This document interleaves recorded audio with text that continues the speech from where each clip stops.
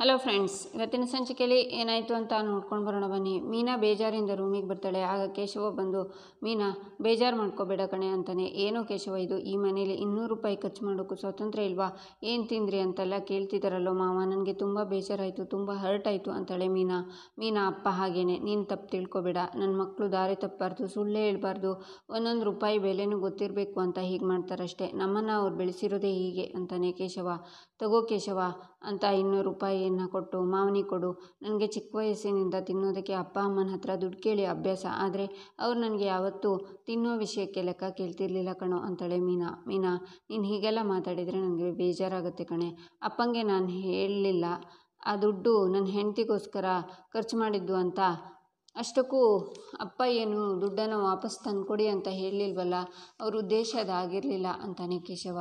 ಸಂಸಾರ ಅಂತ ಶುರು ಆದಮೇಲೆ ನಮಗೆ ನಮ್ಮದೇ ಆದಂಥ ಖರ್ಚಿರುತ್ತೆ ಕೇಶವ ಅಂತಾಳೆ ಮೀನಾ. ನಿನಗೆ ನೋವಾಗಿದೆ ಅಂತ ಗೊತ್ತು, ಅಪ್ಪನ ಬದಲು ನಾನು ಸಾರಿ ಕೇಳ್ತೀನಿ. ನಮ್ಮ ಅಪ್ಪನ ಮಾತು ಹೊರಟು, ಆದರೆ ಮನಸ್ಸು ಮೃದು ಕಣೆ. ನಿನಗೆ ಅರ್ಥ ಆಗಬೇಕು ಅಂದರೆ ಅಂಥ ಸಮಯ ಬರಬೇಕು, ನೀನು ಕಾಯಬೇಕು.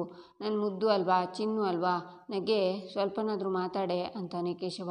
ನೋಡು ಕೇಶವ, ಹನಿಮೂನ್ ವಿಷಯ ಮಾತಾಡೋಕ್ಕೆ ಅಂತ ಹೋದ್ವಿ, ಆದರೆ 200 ರೂಪಾಯಿ ವಿಷಯ ತೆಗೆದು ಬೇಜಾರಾಗಿದೆ. ಈಗ ಹನಿಮೂನ್ ವಿಷಯ ಆನ್ ಆದರೆ ಬೇಜಾರು ಆಫ್ ಆಗುತ್ತೆ ಅಂತಾಳೆ ಮೀನಾ. ನಾಳೆನೇ ಹೋಗಿ ಹನಿಮೂನ್ ಬಗ್ಗೆ ಮಾತಾಡ್ತೀನಿ, ಆಗಿದ್ದಾಗಲಿ ಅಂತಾನೆ ಕೇಶವ.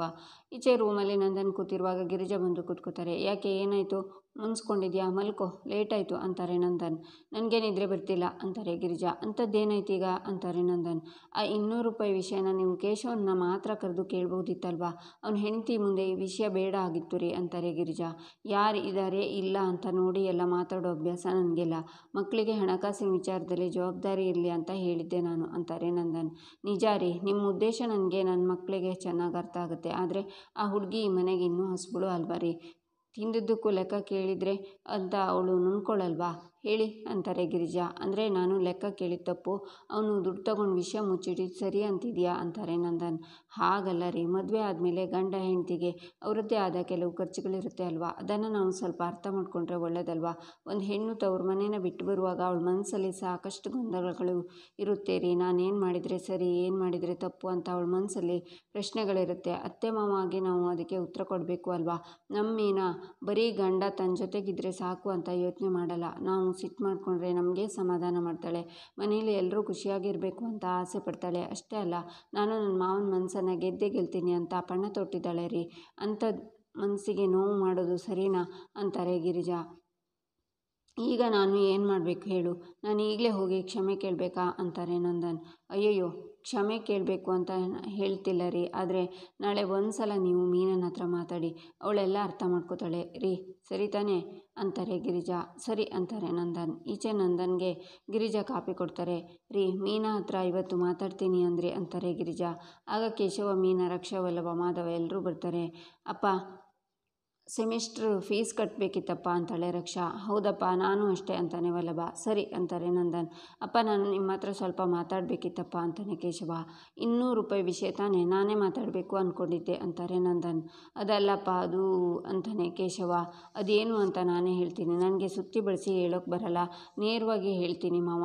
ಅದು ನಾನು ಕೇಶವ ಹನಿಮೂನ್ಗೆ ಹೋಗಬೇಕು ಅಂತ ಇದ್ದೀವಿ, ಕಳಿಸ್ಕೊಡ್ತೀರಾ ಮಾವ ಅಂತಾಳೆ ಮೀನಾ. ಮಾಮ, ಇದು ಮೀಟ್ರು ಅಂದರೆ ನಮ್ಮ ಮನೇಲಿ ನನ್ನಷ್ಟು ಮೀಟ್ರು ಯಾರಿಗಿಲ್ಲ ಅಂದ್ಕೊಂಡಿದ್ದೆ, ಅತ್ತಿಗೆ ಸೂಪರ್ ಅಂತಾನೆ ವಲ್ಲಭ. ಆದರೂ ವಲ್ಲಭ, ಇಲ್ಲಿ ಕೇಳೋ, ಫೋರ್ಸ್ಗೆ ಇವಳು ಹನಿಮೂನ್ ಟ್ರಿಪ್ ಕಳಿಸ್ತಾರೋ ಮನೆಯಿಂದ ಆಚೆ ಕಳಿಸ್ತಾರೋ ಗೊತ್ತಾಗ್ತಿಲ್ಲ ಅಂತಾನೆ ಸುಂದರ. ಸರಿ ಅಂತಾರೆ ನಂದನ್. ಥ್ಯಾಂಕ್ ಯು ಮಾಮ, ಥ್ಯಾಂಕ್ ಯು ಸೋ ಮಚ್. ನೀವು ಒಪ್ಕೊಳ್ಳಲ್ವೋ ಏನೋ ಅಂದ್ಕೊಂಡಿದ್ದೆ, ಆದರೆ ನೀವು ಒಪ್ಕೊಂಡ್ಬಿಟ್ರಿ. ನಿಮ್ಮ ಮನಸ್ಸು ತುಂಬ ಸ್ವೀಟ್ ಮಾವ, ಥ್ಯಾಂಕ್ ಯು ಅಂತಾಳೆ ಮೀನಾ. ಗಿರಿಜಾ, ನೀನು ಕೇಳ್ತಿದ್ಯಲ್ಲ, ತೀರ್ಥಕ್ಷೇತ್ರಕ್ಕೆ ಹೋಗಬೇಕು, ದೇವಸ್ಥಾನಕ್ಕೆ ಅಂತ, ಒಟ್ಟಿಗೆ ಹೋಗೋಣ ಎಲ್ಲರೂ ಅಂತಾರೆ ನಂದನ್. ರೀ, ಎಲ್ರೂನಾ, ಅದೇನು ಅಂದರೆ ಅಂತಾರೆ ಗಿರಿಜಾ. ಈಗಲೇ ಹೋಗ್ಬಿಡೋಣ ಗಿರಿಜಾ, ಆಮೇಲೆ ನನಗೂ ಆಗಲ್ಲ. ನವರಾತ್ರಿ ಬಂದರೆ ಅಂಗಡಿಯಲ್ಲಿ ವ್ಯಾಪಾರ ಜಾಸ್ತಿ ಇರುತ್ತೆ, ಪುರ್ಸೊತ್ತಾಗಲ್ಲ, ಎಲ್ಲ ತಯಾರಿ ಮಾಡ್ಕೊ ಅಂತಾರೆ ನಂದನ್. ಮೀನಾ, ಕೇಶವ ಅಲ್ಲಿಂದ ಹೋಗ್ತಾರೆ. ಈಚೆ ಕೇಶವ ರೂಮಲ್ಲಿ, ಕಂಗ್ರ್ಯಾಚುಲೇಷನ್ಸ್ ಮೀನಾ, ಅಪ್ಪ ಹನಿಮೂನ್ಗೆ ಹೋಗೋಕ್ಕೆ ಒಪ್ಕೊಂಡ್ರಲ್ಲ ಅಂತಾನೆ ಕೇಶವ. ಇದನ್ನು ಹನಿಮೂನ್ ಅಲ್ಲ, ಫ್ಯಾಮಿಲಿ ಟ್ರಿಪ್ ಅಂತಾಳೆ ಮೀನಾ.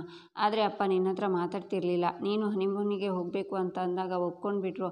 ಅಪ್ಪ ನಿನ್ನ ಒಪ್ಕೊಂಡಿದ್ದಾರೆ, ಸದ್ಯಕ್ಕೆ ಈ ಟ್ರಿಪ್ಗೆ ಹೋಗೋಣ, ಸ್ವಲ್ಪ ದಿನ ಆದಮೇಲೆ ನಾವಿಬ್ಬರು ಒಟ್ಟಿಗೆ ಹನಿಮೂನ್ಗೆ ಹೋಗೋಣ ಅಂತಾನೆ ಕೇಶವ. ಆದರೆ ನಾನು ಈಗ ಮಾವನ ಹತ್ರ ಹೋಗಿ ಮಾತಾಡ್ತೀನಿ ಅಂತಾಳೆ ಮೀನಾ. ಏನು ಅಂತ ಅಂತಾನೆ ಕೇಶವ. ಮಾವ, ನಾವೆಲ್ಲರೂ ಫ್ಯಾಮಿಲಿ ಟ್ರಿಪ್ಗೆ ಆದಷ್ಟು ಬೇಗ ಪ್ಲ್ಯಾನ್ ಮಾಡೋಣ. ಆದರೆ ಈಗ ನಾನು ಕೇಶವ ಹನಿಮೂನ್ಗೆ ಹೋಗಿ ಬರ್ತೀವಿ ಅಂತ ಕಡ್ಡಿ ಮುರಿದಾಗ ಹೇಳಿ ಬರ್ತೀನಿ ಅಂತಾಳೆ ಮೀನಾ. ಹುಷಾರು ಮೀನಾ, ನೀನು ಕಡ್ಡಿ ಮುರಿಯೋಕೆ ಹೋಗಿ ನನ್ನ ಕೈಕಾಲು ಮುರಿಯೋ ಹಾಗೆ ಮಾಡಬೇಡ ಅಂತಾನೆ ಕೇಶವ. ಈಚೆ ವಲ್ಲಭ, ಅಮ್ಮ ಈಗಲೇ ದೇವಸ್ಥಾನಕ್ಕೆ ಹೋಗೋ ಆಸೆನಾ ನಿನಗೆ ಅಂತಾನೆ ವಲ್ಲಭ. ಹಾಗಲ್ಲ ಕಣೋ ಅಂತಾರೆ ಗಿರಿಜಾ. ಹಾಗಾದರೆ ನೀನೇ ಹೋಗಿ ಅಪ್ಪನ ಒಪ್ಸು, ನಾವೆಲ್ಲ ಮತ್ತೆ ಫ್ಯಾಮಿಲಿ ಟ್ರಿಪ್ಗೆ ಹೋಗೋಣ, ಈಗ ಅವರಿಬ್ಬರು ಹೋಗಿ ಬರಲಿ ಅಂತ ಒಪ್ಸು ಅಂತಾನೆ ಮಾಧವ. ಏನು ಗಿರಿಜಾ ಅದು ಗುಸುಗುಸು ಅಂತಾರೆ ನಂದನ್. ಏನಿಲ್ಲ ಬಂದೆ ಅಂತ ಗಿರಿಜಾ ಮತ್ತೆ ಎಲ್ಲರೂ ಬರ್ತಾರೆ. ಅದು ಅದು ಅಂತಾರೆ ಗಿರಿಜಾ. ಮೀನಾ ಮತ್ತು ಕೇಶವ ಹನಿಮೂನ್ಗೆ ಹೋಗಬೇಕು ಅಂದ್ಕೊಂಡಿದ್ದಾರೆ. ಅವರಿಬ್ಬರು ಹೋದರೆ ಚೆನ್ನಾಗಿರುತ್ತೆ. ನಾವೆಲ್ಲ ಬೇಕಿದ್ರೆ ಇನ್ನೊಂದು ಸಲ ಟ್ರಿಪ್ ಹೋಗೋಣ ಅಂತಾನೆ ಮಾಧವ. ನೀನು ಅಪ್ಪನ ಮುಂದೆ ಮಾತಾಡೋಕೆ ಕಲ್ತಿಯಾ? ಹೊಸದಾಗಿ ಮದುವೆ ಆದವರು ತೀರ್ಥಕ್ಷೇತ್ರಕ್ಕೆ ಹೋಗಬಾರ್ದು ಅಂತ ಏನಾದರೂ ಇದೆಯಾ? ನಾನು ನಿರ್ಧಾರ ಮಾಡಾಯಿತು. ಎಲ್ಲರೂ ಹೋಗ್ತಿದ್ದೀವಿ ಅಂದರೆ ಹೋಗ್ತಿದ್ದೀವಿ ಅಷ್ಟೇ ಅಂತಾರೆ ನಂದನ್. ನಡೀರಿ ಎಲ್ಲ ಹೋಗೋಣ ಅಂತಾನೆ ಸುಂದ್ರ ನಿನ್ನನ್ನು ಬಿಟ್ಟು ಹೋಗ್ತಾ ಇದ್ದೀನಿ, ಅಂಗಡಿ ಮನೆ ಎಲ್ಲ ನೀನೇ ನೋಡ್ಕೊ ಅಂತಾರೆ ನಂದನ್. ಇಲ್ಲ ಬಾಬಾ, ನಾನು ನಿಮ್ಮನ್ನು ಬಿಟ್ಟು ಸುಂದ್ರ ಯಾವತ್ತೂ ಇರಲ್ಲ, ನನ್ನನ್ನು ಗುಂಪಿಗೆ ಸೇರದ ಪದ ಮಾಡಬೇಡಿ ಬಾಬಾ ಅಂತಾನೆ ಸುಂದ್ರ.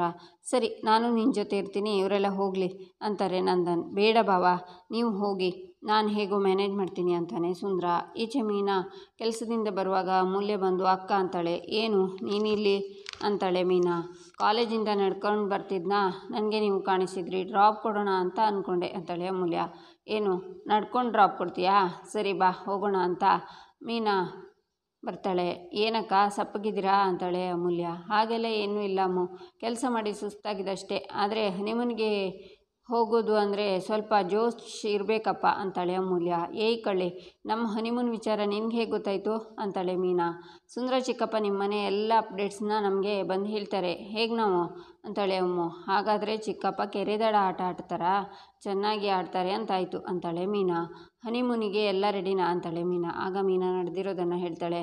ಮೀನಾ ಫ್ಯಾಮಿಲಿ ಎಲ್ಲ ಹನಿಮೂನ್ಗೆ ಹೋಗ್ತಿದ್ದಾರೆ ಅಂತ ಫಸ್ಟ್ ಟೈಮ್ ಕೇಳ್ತಿರೋದು. ಪಾಪ ನಮ್ಮ ಅತ್ತೆ ಅವರಿಗೆ ಹನಿಮೂನ್ ಅಂದ್ರೇ ಏನು ಅಂತ ಗೊತ್ತಿಲ್ಲ. ಇಂಥವ್ರ ಜೊತೆ ಇಷ್ಟು ವರ್ಷ ಹೇಗಿದ್ರೋ ಏನೋ, ಅನ್ರೊಮ್ಯಾಂಟಿಕ್ ಫೆಲೋ ಅಂತಾಳೆ ಅಮೂಲ್ಯ. ಇನ್ನೊಂದು ಸಲ ನಮ್ಮ ಮಾವನ ಬಗ್ಗೆ ಹೀಗೆಲ್ಲ ಮಾತಾಡಿದರೆ ದೇವ್ರ ಹತ್ರ ಹಾಗೆ ಆಗಲಿ ಅಂತ ಕೇಳ್ಕೊತೀನಿ ಅಂತಾಳೆ ಮೀನಾ. ಏನು ಅಂತ ಅಂತಾಳೆ ಅಮೂಲ್ಯ. ನೀನೇ ನಮ್ಮ ಮನೆ ಸೊಸೆಯಾಗಿ ಬರಲಿ ಅಂತ ಬೇಡ್ಕೊತೀನಿ, ಆಗ ಮಾವನ ಬಗ್ಗೆ ಮನೇಲೇ ಬೈಬೋದು ಅಂತಾಳೆ ಮೀನಾ. ಅಕ್ಕ, ಮನೆಗೆ ಹೋದ ತಕ್ಷಣ ನಿಮ್ಮ ಬಾಯಿನ ಸೋಪಾಗಿ ತೊಳ್ಕೊಳ್ಳಿ. ನಾನು ಆ ವಲ್ಲಭನ ಮದುವೆಯಾಗಿ ನಿಮ್ಮನೆ ಸೊಸೆಯಾಗಿ ಬರೋದಾ? ನೋ ವೇ, ಚಾನ್ಸೇ ಇಲ್ಲ ಅಕ್ಕ. ನಿಮ್ಮ ಟ್ರಿಪ್ಪಲ್ಲಿ ವಲ್ಲಭನು ಇರ್ತಾನಲ್ವಾ ಅಂತಾಳೆ ಅಮ್ಮು. ಬೇಕಿದ್ರೆ ಹೇಳು, ಇಲ್ಲೇ ಬಿಟ್ಟು ಹೋಗ್ತೀನಿ ಅಂತಾಳೆ ಮೀನಾ. ಅಯ್ಯೋ ಬೇಡ ಅಕ್ಕ, 2 ದಿನದ ಮಟ್ಟಿಗೆ ನನ್ನ BP ಕಂಟ್ರೋಲಲ್ಲಿ ಇರುತ್ತೆ, ನೆಮ್ಮದಿಯಾಗಿರ್ಬೋದು ಅಂತ ಕೇಳಿದೆ ಅಂತಾಳೆ ಅಮೂಲ್ಯ. ಆಯ್ತಮ್ಮ, ಅವನು ಜೊತೆಗೆ ಕರ್ಕೊಂಡು ಹೋಗ್ತೀನಿ, ಈಗ ಮನೆಗೆ ಹೋಗೋಣವಾ ಬಾ ಅಂತಾಳೆ ಮೀನಾ. ಈಚೆ ನಂದನ್ ಗಿರಿಜಾ ಬಟ್ಟೆ ಎಲ್ಲ ಪ್ಯಾಕ್ ಮಾಡ್ಕೋತಾರೆ. ನಂತರ ಎಲ್ಲರೂ ಮನೆಯಿಂದ ಹೊರಡ್ತಾರೆ. ಆಗ ಗಿರಿಜಾ ಅವರು ಹೊರಗಡೆ ನಿಂತ್ಕೊಂಡು ಎಲ್ಲಿಗೂ ಹೊರಟಿರೋ ಹಾಗಿದೆಯಲ್ಲ ಅಂತಾರೆ. ಸುಂದ್ರ, ಫ್ರಿಜ್ಜಲ್ಲಿ ಎಲ್ಲ ಇಟ್ಟಿದ್ದೀನಿ, ಬಿಸಿ ಮಾಡ್ಕೊಂಡು ತಿನ್ನು ಅಂತಾರೆ ಗಿರಿಜಾ. ಅಮ್ಮನ ನೋಡಿ ಸುಂದ್ರ, ನಾವು ಕ್ಷೇತ್ರ ದರ್ಶನಕ್ಕೆ ಹೋಗ್ತಿದ್ದೀವಿ ಅಂತ ಕೂಗ್ತಾರೆ. ಸರಿ ಅಕ್ಕ, ಹೋಗ್ಬಾ ಅಂತಾನೆ ಸುಂದ್ರ. ಅತ್ತೆ, ಚಿಕ್ಕಪ್ಪಂಗೆ ಗೊತ್ತಲ್ವಾ, ಆದರೂ ಯಾಕೆ ಕೂಗ್ತಿದ್ದೀರಾ ಅಂತಾಳೆ ಮೀನಾ. ಅದು ಕೋಡ್ ಅಂತಾನೆ ಸುಂದ್ರ. ಅಮ್ಮಂಗೆ ಬಾಯ್ ಮಾಡಿ ಗಿರಿಜಾ ಹೋಗ್ತಾರೆ. ಅಮ್ಮನೂ ಬಾಯ್ ಮಾಡ್ತಾರೆ. ಇಲ್ಲಿಗೆ ಈ ಸಂಚಿಕೆ ಮುಕ್ತಾಯವಾಗುತ್ತೆ. ಮುಂದಿನ ಸಂಚಿಕೆಗಾಗಿ ನಮ್ಮ ಚಾನಲನ್ನು ನೋಡಿ, ಸಬ್ಸ್ಕ್ರೈಬ್ ಮಾಡಿ, ಲೈಕ್ ಮಾಡಿ, ಶೇರ್ ಮಾಡೋದನ್ನು ಮರಿಬೇಡಿ.